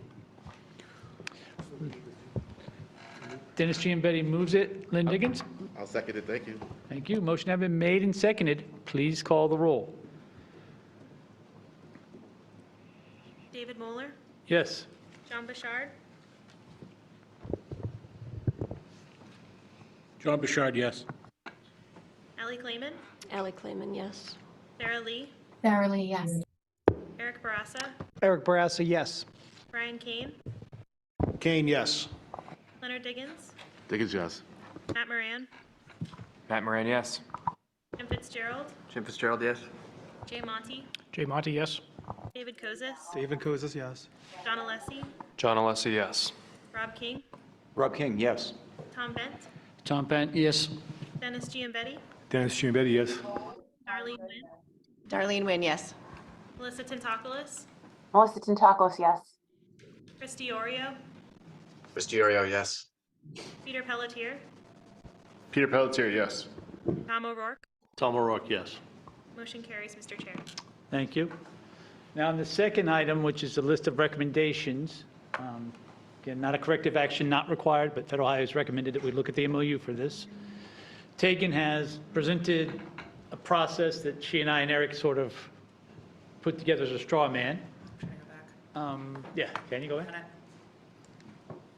Where I'm pointing. All right. So, There you go. does anybody have an objection to this straw man process? Because if not, then Tegan and I and Eric will continue to work through this process and bring issues to the MPO on a rolling basis. Yes, Dennis? Who would be on that committee? And how would that committee be formed? Well, what I believe is true is that the chairman appoints people to the ad hoc committee, and so I would solicit people's interest. Again, very important to me that committees are defined, and if you want to be on the committee, it's your job to show up. If you don't want to be on the committee, you can show up, but don't expect to be like a committee member, right? It's not a drop-in, anybody who shows up can talk and vote. It's actually a committee structure. If you're interested, let Tegan know. Eric and Tegan and I will discuss it. Eric and I will discuss who should be the chair, and then we will set up the ad hoc committee and go from there. But let Tegan know sometime, in the next 2 weeks if you're interested in being on this committee. And I promise MassDOT will not be the chair. No state chair. Any other questions? Seeing none, so seeing no objection, Tegan? All right, thank you. Operations plan, Tegan? Yes. So I will move on to my second presentation. Again, I believe it's about 10 minutes, so I think we're making pretty good time. So I will be presenting to you today the work of the Administration and Finance Committee and staff to develop a draft operations plan and communications norms documents for this board's consideration. I hope that this will be just an overview presentation to help guide your review of these documents and lead to an eventual adoption, but I'm not asking that we adopt them today because I think that they are more substantial documents. I want to be sure you all have time to review and ask questions. So today in this presentation, I will cover why and the why and why, the motivation and the purpose for developing an operations plan for the MPO. I want to make sure that everyone's aware of the process we went through to develop the draft because it was quite comprehensive.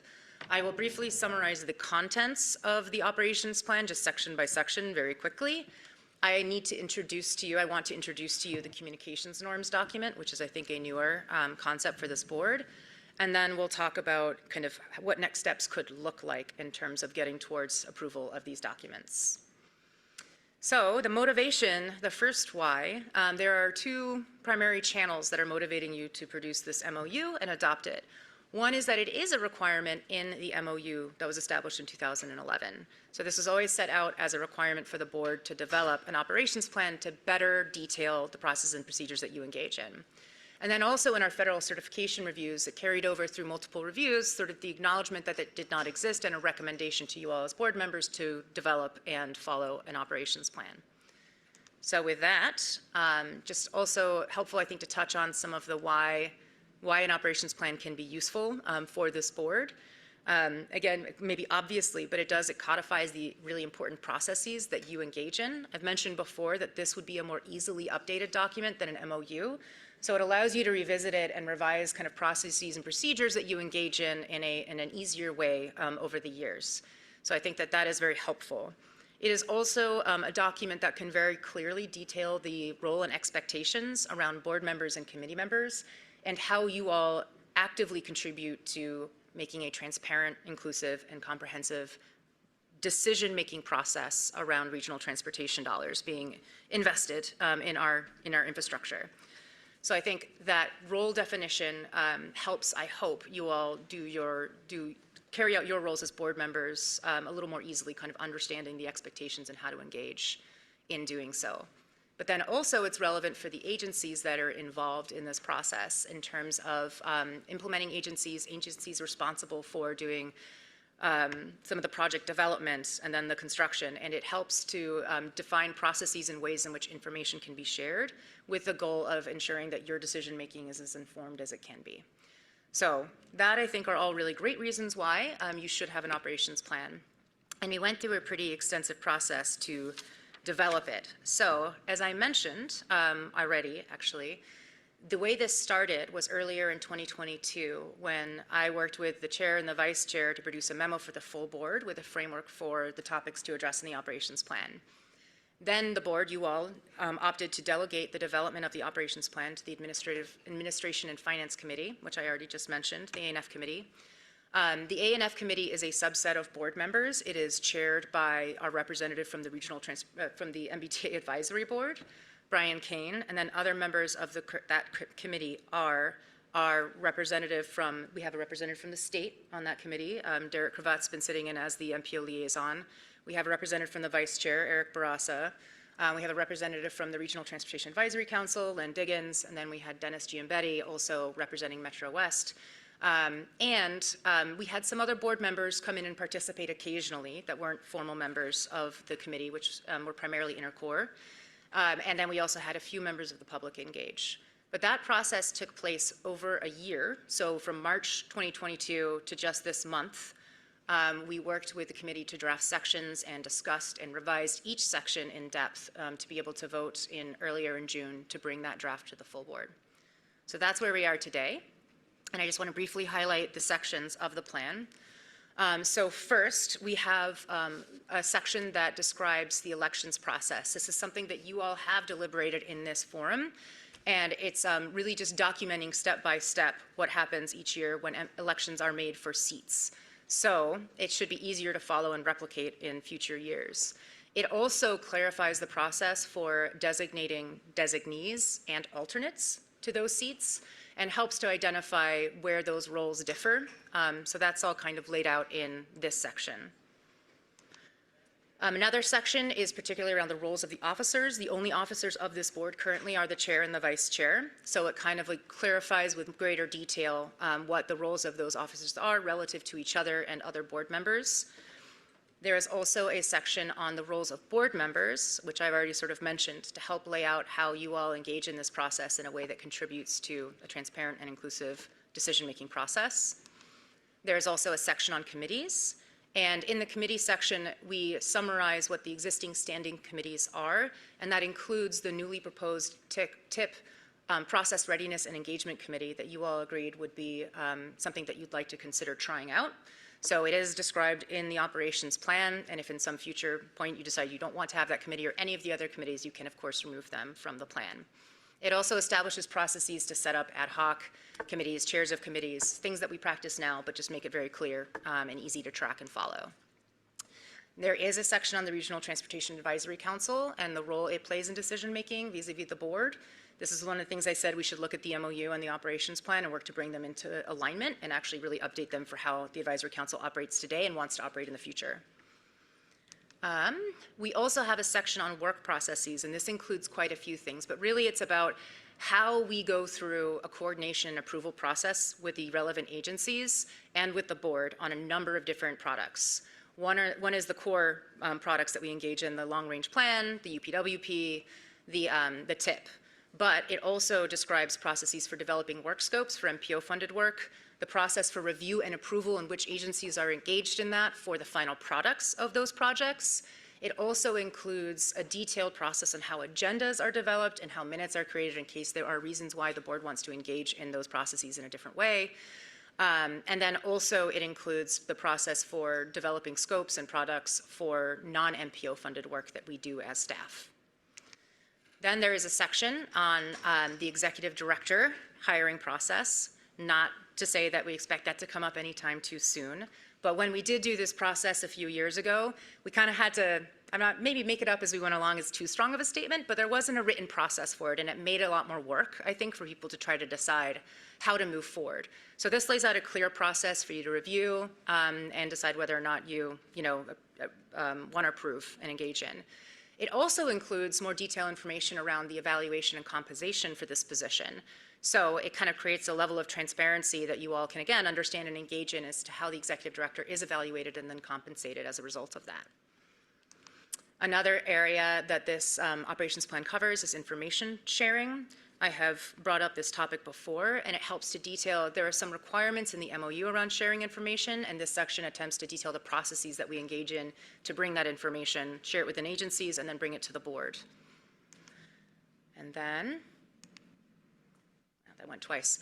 There is a very brief section on maintenance of the plan. I already mentioned we think we established a more reasonable time frame that's every 4 years, which lines up with the federal certification review process, as well as our long-range plan. And then there's an appendix that lays out a lot of details of the operations plan in more of a timeline format, so you can follow it more sort of as you go throughout a year, what's relevant. So that is what is in the operations plan. I mentioned that there's another document that I think it's very important that we establish in parallel with the operations plan, and that is a communications norms document. The intent of this document is to sort of further set the expectation around the communications and interactions between board members, committee members, staff, and the public. And the reason that it's different from the operations plan is the operations plan details processes. The communication norm sets up a framework that's more based on the values and standards and principles that you all have as a board and that we have as staff. And those principles are around equity and inclusivity, very important principles. So it's a different, very much a different tone than the operations plan.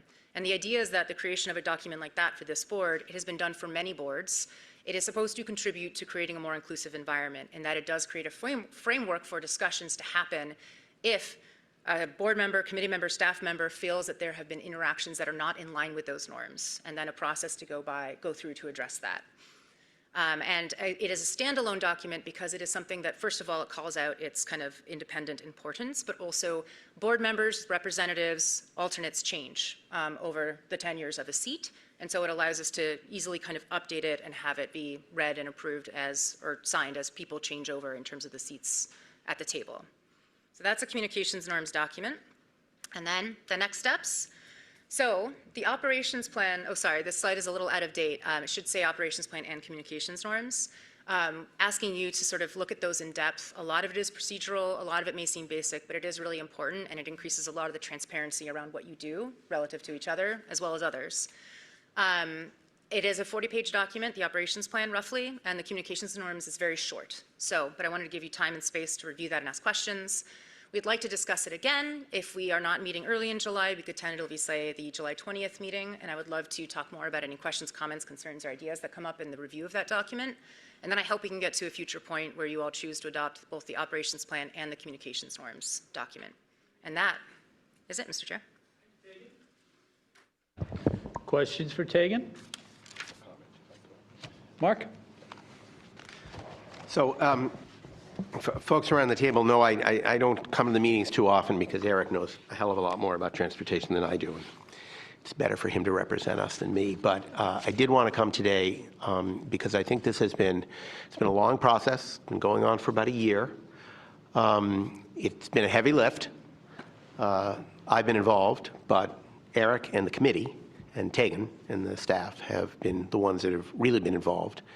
There are a lot of values and procedures questions that come up whenever you consider a document that lays out how a large and complex organization like this one operates, and each one of those issues has been considered and discussed very thoughtfully. I really want to commend everyone who worked on this. I think it is a very creditable document. I look forward to the opportunity to be involved in discussion not only today, but between today and the time, hopefully a month to 2 months from now, when we actually vote to adopt these two documents. It is important not only because our federal partners recommended that we have an operations plan, but also because the MPO has not fundamentally had an operations plan, and yet it does an awful lot of operating.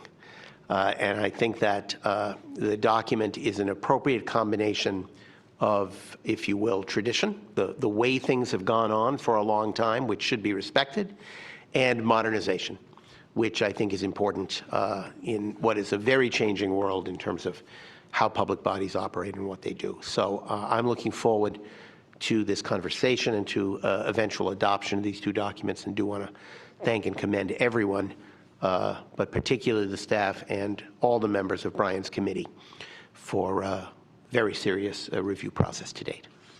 Thank you, Mr. Chair. Thank you, Mark. Brian? Thank you.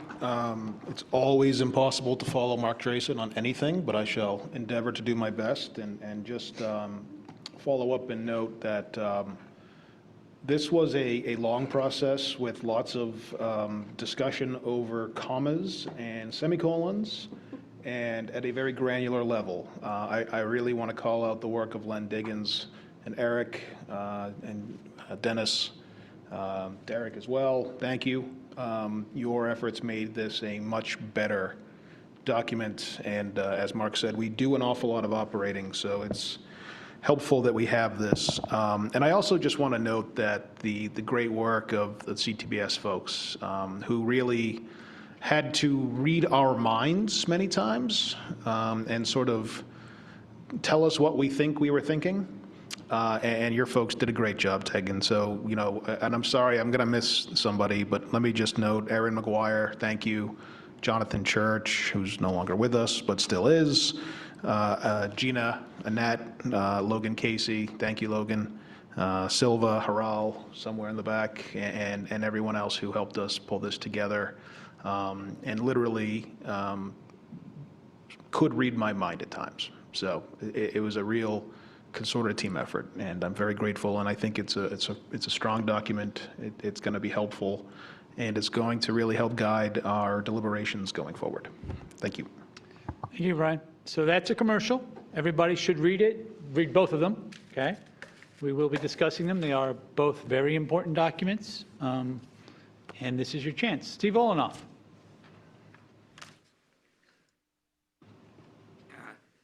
Steve Olenoff, Trick Subregion.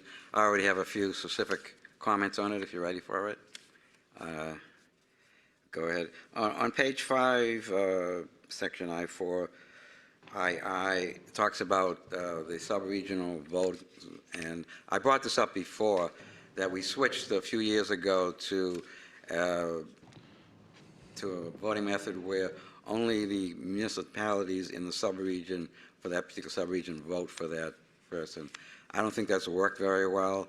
I don't think it's increased the interest in the elections. So I think we should go back to at least to the old method of where every municipality votes for every particular office. Also, I've also suggested, because we have a sequence for the at-large voting, that it's there are 4 votes in a 3-year sequence, so it's 2-2-0, and that means that third year, nothing much. There's no one to vote for at large. And combining that with what we do now, every third year now, 2/3 of the municipalities don't get to vote at all.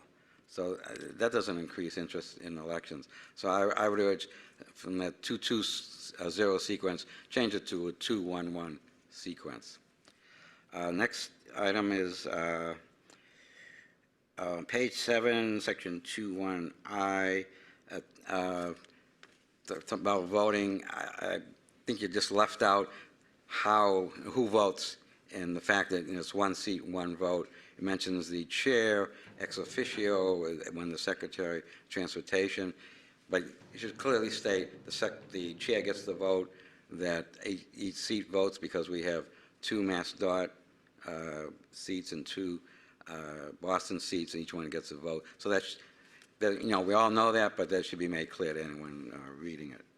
And then one thing very good in there, good improvement on page 32, section 8.1 III, which is talking about a notification of any decisions that need to be made. That needs to be a 48-hour advance notice. That is really good. That's something we've needed for quite a while. We've had very recently times where something came up at the last minute, and people were forced to vote without really having any advanced knowledge of what they were going on. So I would urge everyone to check that one out. 8.1 III is 40 hours enough, but look that one over. That's a very good improvement. So those are my comments. Thank you. Thank you, Steve. So again, we will take this up in sometime in July, possibly August, but probably July, so everybody should be ready. David Kozis? Yeah, thank you. So it says ideas there. I thought I would mention something about the orientation of board members. That years ago, when I first started here, I think the first year I was here, I had the opportunity to go to the AMPO conference. I think it was in Texas. And so I went, someone from MAPC went, it was Eric's predecessor, and someone from CTPS went also. I think it was a program they must have had back then, like 15 or 20 years ago. So I just thought that was very interesting. It was, it was a good way to sort of see how other MPOs operate and how we're very unique in the way that we operate here. So I don't know, I thought it was a good experience. I haven't seen any of the new board members go ever since then. So it might be something to think about bringing back. Thank you, David. Thank you, everyone. Now, are there any other items to come before the board at this time? Yes, Tom. Just in the vein of, earlier discussion about single occupancy, that, and I just wanted to announce that the long-awaited community path that's along the Green Line in Somerville opened I think it was last Friday. And it's being already heavily used. So just for Brian, so that he understands that's another piece in the puzzle that was completed finally.